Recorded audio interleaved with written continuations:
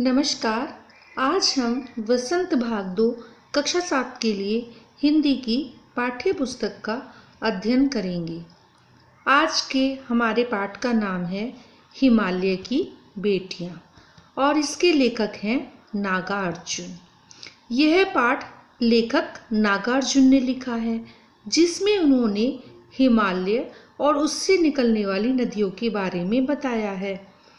हिमालय से बहने वाली गंगा, यमुना, सतलुज आदि नदियां दूर से लेखक को शांत, गंभीर दिखाई देती हैं।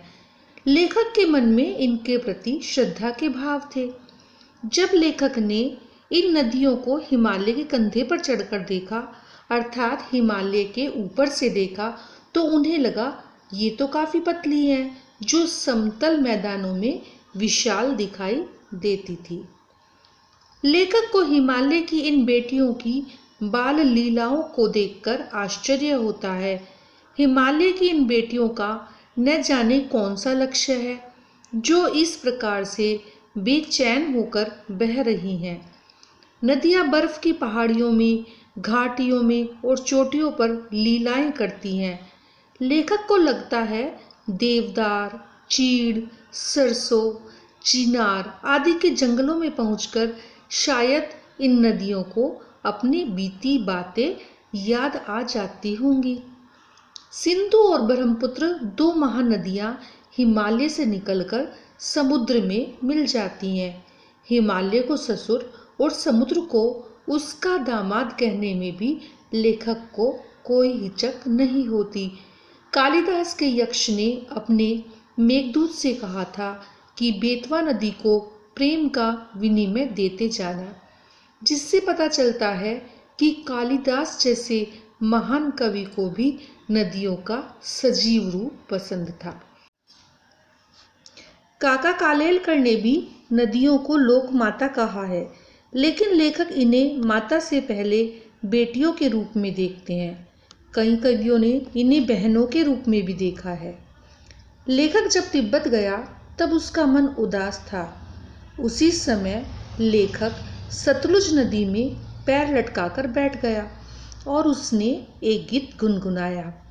जय हो सतलज बहन तुम्हारी, लीला अचरज बहन तुम्हारी, हुआ मुदित मन हटा खुमारी, जाऊं मैं तुम पर बलिहारी।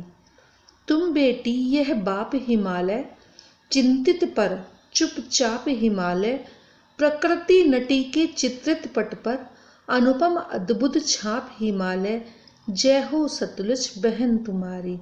अर्थात हे सतलुज बहन, तुम्हें देखकर मन प्रसन्न हो गया। तुम्हारी लीला बहुत मनमोहक है। प्रकृति में तुम्हारी छटा अनोखी है। तुम हिमालय की बेटी हो। शब्दार्थ। पाठ को समझने के लिए यहाँ पर कुछ शब्दार्थ दिए गए हैं। प्रश्न अभ्यास। प्रश्न 1। नदियों को मां मानने की परंपरा हमारे यहाँ काफी पुरानी है, लेकिन लेखक नागार्जुन उन्हें और किन रूपों में देखते हैं? उत्तर। नदियों को मां मानने की परंपरा हमारे यहाँ काफी पुरानी है, परंतु लेखक नागार्जुन नदियों को हिमालय की बेटियों वह समुद्र की प्रेयसी के रूप में देखते हैं। प्रश्न 2। सिंधु और ब्रह्मपुत्र की क्या विशेषताएं बताई गई हैं? उत्तर। सिंधु व ब्रह्मपुत्र नदियां लुभावनी हैं। ये हिमालय के पिघले हुए हृदय की एक एक बूंद के इकट्ठे होने से बनी है। ये हिमालय की गोद में पतली व मैदानों में आकर विशालकाय हो जाती हैं। प्रश्न 3। काका कालेलकर ने नदियों को लोकमाता क्यों कहा है? उत्तर। काका कालेलकर ने नदियों को लोकमाता कहा है क्योंकि नदियां सभी के लिए कल्याणकारी तथा पवित्र हैं। नदियों में ममता की भावना होती है। प्रश्न 4।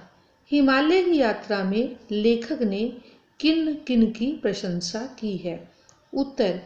हिमालय की यात्रा में लेखक ने गंगा, यमुना, पहाड़ों की घाटियां, उपत्यकाएं, विभिन्न प्रकार के पेड़ों आदि की प्रशंसा की है। कुछ अन्य प्रश्नोत्तर। प्रश्न 1, पाठ व लेखक का नाम। पाठ का नाम हिमालय की बेटियां, लेखक का नाम नागार्जुन। प्रश्न 2, हिमालय की बेटियां नामक पाठ से क्या संदेश मिलता है? उत्तर, इस पाठ में हमारे देश में बहने वाली नदियों और हिमालय पर्वत का वर्णन है। जीवन के लिए जल बहुत आवश्यक है, इसलिए यह पाठ हमें नदियों को दूषित न करके स्वच्छ रखने का संदेश देता है। प्रश्न 3, हिमालय की बेटियां नामक पाठ के शीर्षक की सार्थकता स्पष्ट करो। उत्तर, इस पाठ में हिमालय से निकलने वाली नदियों के उद्गम से लेकर उनके समुद्र में मिलने तक की यात्रा का वर्णन किया गया है। इस पाठ में नदियों का महत्व बताया गया है। नदियों को हिमालय की बेटियां माना गया है, इसलिए पाठ का यह शीर्षक उचित है। मूल्यांकन। इस पाठ के माध्यम से आपने बहुत सारी नदियों के बारे में जाना।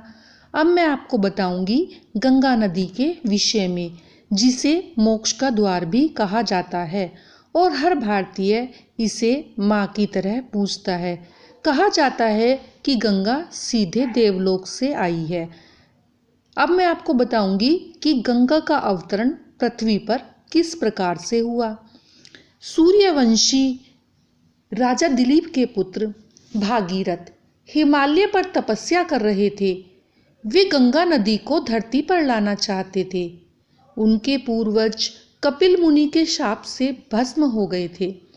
गंगा ही उनका उद्धार कर सकती थी। भागीरथ अन्न जल छोड़कर तपस्या कर रहे थे। गंगा उनकी कठोर तपस्या से प्रसन्न हो गई और उन्होंने कहा, महाराज, मैं आपकी इच्छा अनुसार धरती पर आने के लिए तैयार हूँ, लेकिन मेरी तेज धारा को धरती पर रोकेगा कौन? और अगर मैं रोकी न गई तो धरती के स्तरों को तोड़ती हुई पाताल लोक में चली जाऊंगी। तब भागीरथ ने एक बार फिर तपस्या कर भगवान शिव को प्रसन्न किया। भोले शंकर ने गंगा को अपने जटाओं से होकर धरती पर जाने के लिए कहा। भागीरथ आगे आगे जा रहे थे और गंगा उनके पीछे चल रही थी। राजा भगीरथ पतित पावनी गंगा को गंगोत्री से लेकर गंगा सागर तक गए। यहाँ उन्होंने कपिल मुनि से विनती की कि वो उनको अपने श्राप से मुक्त करें। गंगा की अमृत धारा भगीरथ की कठोर तपस्या का फल थी। मोक्षदायिनी माँ गंगा को धरती पर देखकर महर्षि कपिल प्रसन्न हुए। उन्होंने सगर पुत्रों को अपने श्राप से मुक्त किया। भगीरथ के द्वारा गंगा जी को पृथ्वी पर लाने के कारण गंगा का एक नाम भागीरथी भी पड़ गया।